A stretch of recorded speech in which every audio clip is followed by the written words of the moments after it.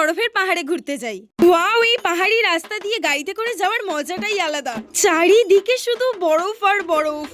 কি শান্তিময় জায়গা। ইচ্ছে তো করছে এখানেই ঘর বানিয়ে থেকে যাই। ওয়াও, কি সুন্দর বরফ। পাহাড়ে এসেছি, পাহাড়ি ড্রেস পরে তো ফটো ভিডিও বানাতেই হবে। সবাই মিলে ঘোড়ার পিঠে চড়ে মহাদেবের মন্দিরে যাওয়ার এই ব্যাপারটা আমার তো দারুণ লাগছে। আমাদের ওইখানেও যদি এত সুন্দর ওয়াটারফল থাকতো কত ভালো হতো।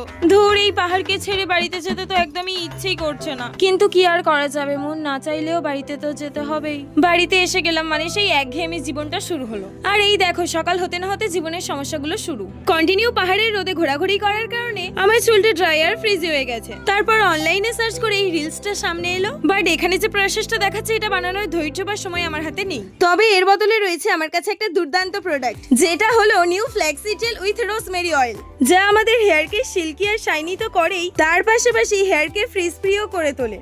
এটা আমাদের হেয়ারের থিকনেসটাকে বাড়িয়ে দেয়, পাশাপাশি স্ক্যাল্পকে নারিশ করে এন্ড হেয়ার গ্রোথে সাহায্য করে। এই হেয়ার মাস্কটা আমার খুবই পছন্দ, মাঝে মাঝে আমি এটি ইউজ করি। ইউজ করার পর 20 মিনিট রেখে ধুয়ে ফেলতে হবে।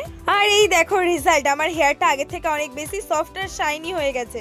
তোমরা আর দেরি করো না, এটা ঝটপট ইউজ করা শুরু করো। প্রোডাক্টটি আমি ট্যাগ করে দিয়েছি, এছাড়াও purple.com এ তোমরা এটা পেয়ে যাবে।